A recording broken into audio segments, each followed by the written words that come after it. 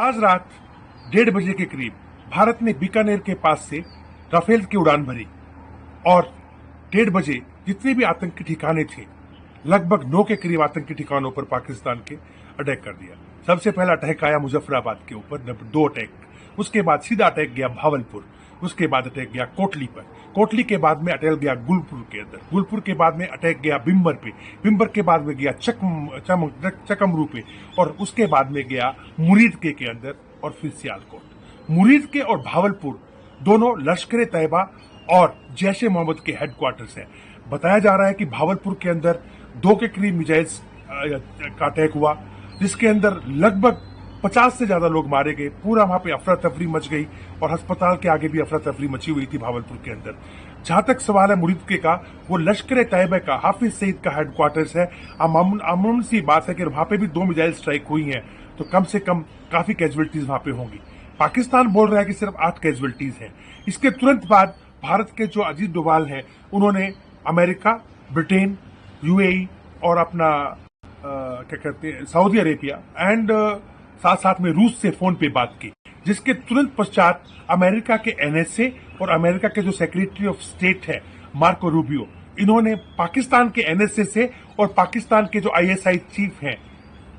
आसिम मलिक, उनसे बात की और कहा कि आप अटैक नहीं करेंगे। पाकिस्तान के ऊपर अटैक होने के तुरंत बाद रात को ही पाकिस्तान की एलओसी के ऊपर, चाहे वो उरी हो, चाहे पुंछ हो, चाहे वो किशनगंगा घाटी हो, चाहे उसके बाद में हमारा मेंढर इलाका हो, मनकोट इलाका हो, बिम्बरकली हो, रजौरी हो, आपका नौशहरा हो और यहां तक कि सुंदरबनी तक, पूरे के पूरे एलओसी के ऊपर पाकिस्तान ने आर्टिलरी फायर खोल दिया, यानी तोपे खोल दी। इसके बाद भारत की तरफ से भी लगातार वहां पे जवाब गया और कम से कम 4-5 जगह पे भारत जो है सवेरे तक काफी बड़ी मात्रा के अंदर पाकिस्तान पे अटैक कर चुका था। पूरे के पूरे जो एयर बेसिस हैं, हमारे पठानकोट के हों, चाहे हमारे अमृतसर के हों या फिर जम्मू के,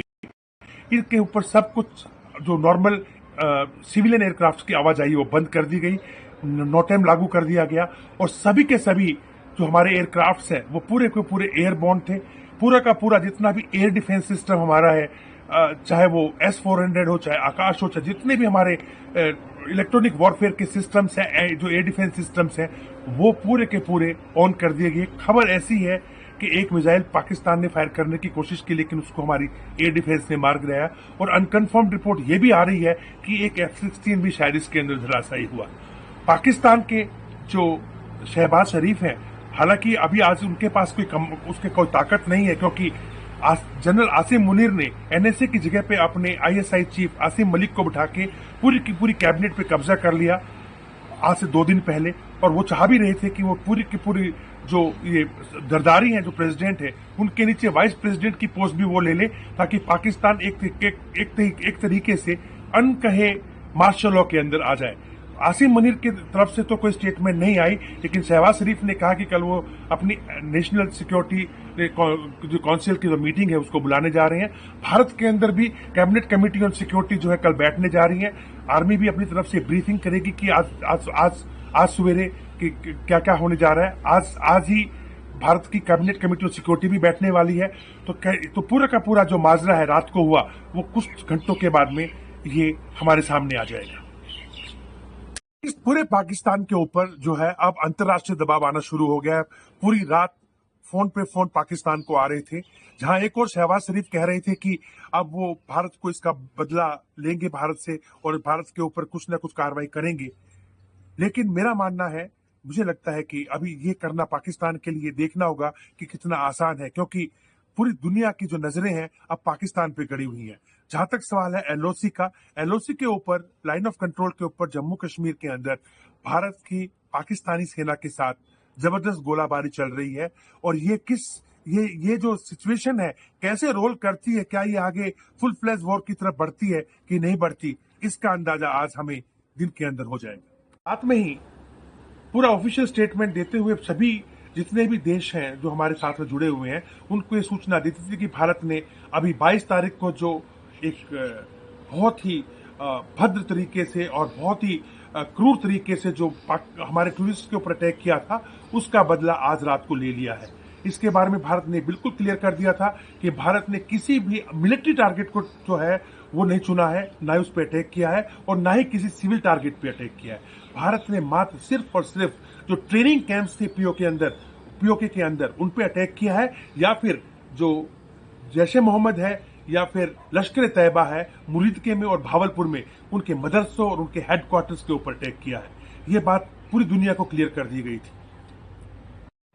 जैसे भारत ने हमला किया, पाकिस्तान के कई कई कई मस्जिदों से ये अजान आने लग पड़ी कि जितने भी लोग हैं, अपने बूढ़े, बच्चे और महिलाएं अपने अपने घरों को लॉक करके और शहर को खाली करके जाकर किसी सुरक्षित स्थान पर छुप जाएं। जहां एक और पिछले कुछ चंद दिनों के अंदर लाल मस्जिद से लेकर के और हमने देखा है कि जितने भी मौलाना थे सब ने बाइकआउट कर दिया था पाकिस्तानी सेना को और कहा कि हम भारत के साथ बिल्कुल लड़ाई में शामिल नहीं होंगे। और जिस प्रकार से बलूचिस्तान से लेकर के खैबर पख्तूनख्वा के लोग पूरे के पूरे नाराज है पाकिस्तान की आर्मी को, जिसको ये लोग कुफ्र बोलते हैं और जालिम बोलते हैं। उन्होंने भी घोषणा कर दी थी कि कोई भी पश्तून भारत की सेना के साथ नहीं लड़ेगा, बल्कि उन्होंने तो वीडियो बना बना करके ऐसे मैसेज दिए। ऐसा लगता है अभी कि भारत के इस अटैक करने के बाद अगर पाकिस्तान एलओसी के ऊपर कोई हिमायत करता है तो बलूचिस्तान की तरफ से और टीटीपी की तरफ से ही नहीं, हो सकता है कि अफगानिस्तान के जो तालिबान हैं जो कि तुर्कम बॉर्डर के ऊपर पहले से दिन की तनातनी पाकिस्तानी सेना से चल रही है और जो दोरंद लाइन को नहीं मानते, उधर से भी शायद वेस्टर्न ओर से भी पाकिस्तान के ऊपर मुसीबत आनी शुरू हो जाए।